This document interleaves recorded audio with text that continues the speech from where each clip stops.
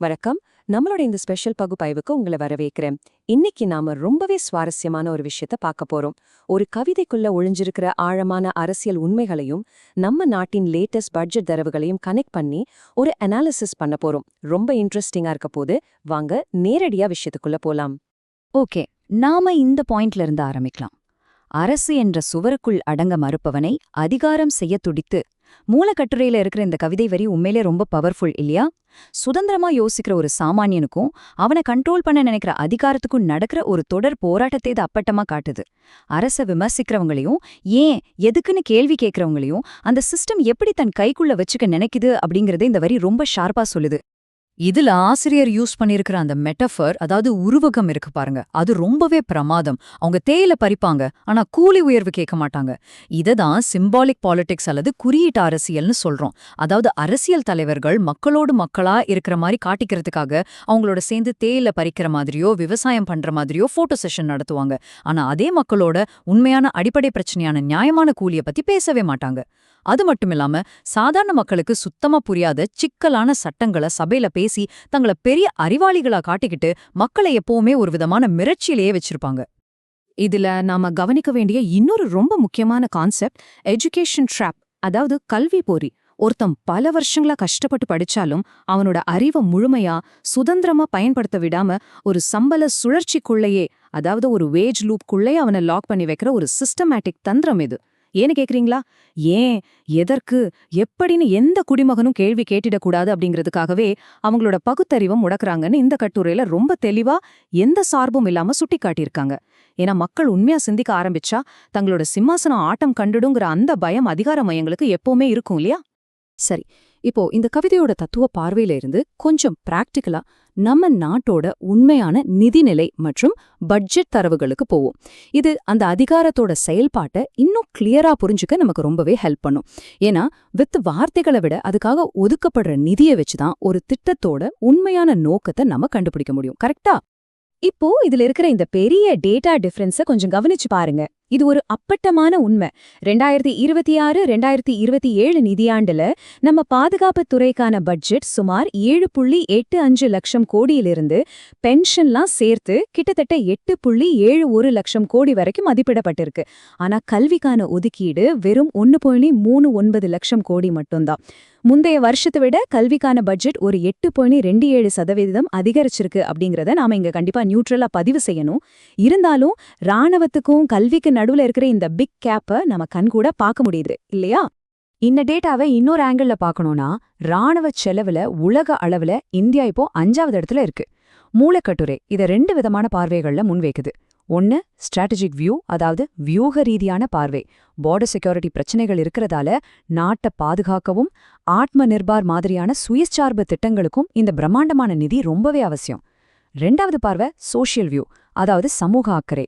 உண்மையான வளர்ச்சிங்கிறது இவ்ளோ பெரிய ஃபண்டை கல்விக்கும் சுகாதாரத்துக்கும் முதலீடு பண்றதுல தான் இருக்கு.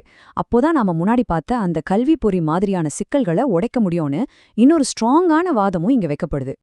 இப்போ இதுல உண்மையிலே ரொம்ப இன்ட்ரெஸ்டிங்கான விஷயம் என்ன தெரியுமா?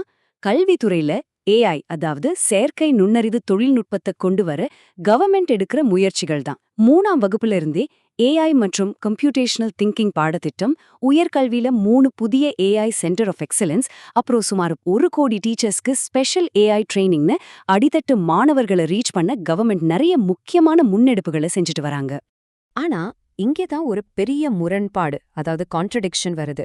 ஒரு பக்கம் நாடு முழுக்க இந்த மாதிரி கிராஸ் ரூட் லெவல்ல சின்ன சின்ன கல்வி முயற்சிகள் நடந்தாலும், இன்னொரு பக்கம் மாநில அளவுல நடக்கிற ஒரு பிரம்மாண்டமான மெகா ப்ராஜெக்ட் பத்தி நம்ம கண்டிப்பா பேசியாகணும். சின்ன பசங்களுக்கான ஏஐ சிலபஸ் ஒரு பக்கம்னா, கற்பனைய பண்ண முடியாத அளவுக்கு ஒரு பிரம்மாண்டமான கார்ப்பரேட் முதலீடு இன்னொரு பக்கம் நடக்குது. 601.4 ஏக்கர். இதை சற்று கற்பனை செஞ்சு பாருங்க. கிட்டத்தட்ட 450 ஃபுட்பால் கிரவுண்ட்ஸை சேர்த்தா எவ்வளோ பெருசு இருக்குமோ அந்த அளவிலான ஒரு மாபெரும் நிலப்பரப்பு. இந்த பிரம்மாண்டமான இடத்த ஆந்திர பிரதேச அரசு கூகுள் மற்றும் ராடன் இன்ஃபோடெக் நிறுவனங்களோட ஒரு மெகா ஏஐ டேட்டா சென்டர் அமைக்கிறதுக்காக ஒதுக்கியிருக்காங்க. இதோட பிசிக்கல் சைஸை நினைச்சாலே ரொம்ப ஆச்சரியமா இருக்குல்ல? பிக் டேட்டாவை ஸ்டோர் பண்ணி வைக்க இவ்ளோ பெரிய இடம் ஆந்திராவிலே இப்போ ரெடி ஆயிட்டு இருக்கு.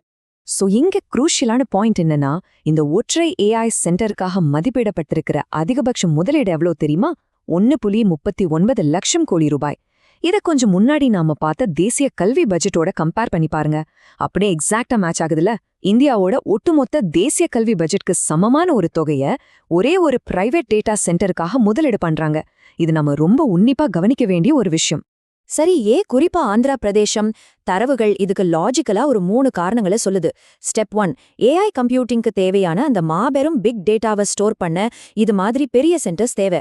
ஸ்டெப் 2, விசாகப்பட்டினத்தோட கடற்கரை அமைப்பு, இன்டர்நேஷனல் சப்மரீன் கேபிள்ஸ், அதாவது நீர்மூழ்கி கேபிள்கள் வழியா டேட்டாவை உலகத்தோட கனெக்ட் பண்ண இது ரொம்பவே வசதியான இடம். ஸ்டெப் 3, தங்களோட மாநிலத்தை ஒரு ஏஐ கேபிட்டலா மாத்தணும்னு ஆந்திரா அரசு எடுக்கிற ஒரு தீவிரமான அரசியல் முயற்சி. இப்போ நாம திரும்பவும் ஸ்டார்டிங் பாயிண்ட்டுக்கே வருவோம். இந்த மாபெரும் டெக்னாலஜி இன்வெஸ்ட்மெண்ட்ஸ், ராணுவ செலவுகள் இதெல்லாம் ஒரு பக்கம் பிரம்மாண்டமா நின்னாலும் உண்மையான அறிவு அப்படிங்கிறது என்ன? ஆரம்பத்துல அந்த கவிஞர் எச்சரிச்சாரே, அதிகாரத்துக்கும் தனிமனித அறிவுக்கும் இடையிலான அந்த முரண்பாடு, அது இந்த மாடர்ன் உலகத்திலயும் வேறொரு வடிவத்தில் அப்படியே தொடருதான்னு ஒரு கேள்வி வருதில்ல? இந்த இடத்துல மூலக்கட்டுரையில வர்ற இந்த ஒரு குறிப்பிட்ட வரி ரொம்பவே ஆழமா சிந்திக்க வைக்குது. உண்மையான பகுத்தறிவு என்பது ஒரு பெரிய டேட்டா சென்டர்லயோ அல்லது நவீன ரக ஆயுதத்திலயோ இல்ல. அது ஒரு மனிதன் கேட்கும் ஏன் அப்படிங்கிற கேள்வியில தான் இருக்கு. நிஜமான பவர் எங்க இருக்கு, உண்மையான அறிவு எதுங்கிறத இந்த வரி எந்தவித பயாஸும் இல்லாம ரொம்ப அழகா நியூட்ரலா சொல்லுது. ஃபைனலா இந்த சோர்ஸ் மெட்டீரியல் நம்ம முன்னாடி வைக்கிற ஒரு ரொம்ப முக்கியமான கேள்வியே இதுதான். இவ்ளோ பெரிய ஏஐ சென்டர்ஸும் ஆயிரக்கணக்கான கோடி ரூபாய் முதலீடுகளும் உண்மையிலே நம்மளோட புத்திய ஷார்ப்பாக்க பயன்படுமா? இது சாமானிய மனிதனோட சுதந்திரமான சிந்தனையை வளர்க்குமா? இல்ல இதுவும் அதிகார வர்க்கத்தால உருவாக்கப்பட்ட இன்னொரு பெரிய கமர்ஷியல் ட்ராப்பா? நீங்களே கொஞ்சம் யோசிச்சு பாருங்க. இந்த டேட்டா, இந்த பிலாசபி எல்லாத்தையும் வச்சு நீங்களே ஒரு முடிவுக்கு வாங்க. இதே மாதிரி இன்னொரு இன்ட்ரெஸ்டிங்கான பகுப்பாய்வுல நாம மீட் பண்ணலாம்.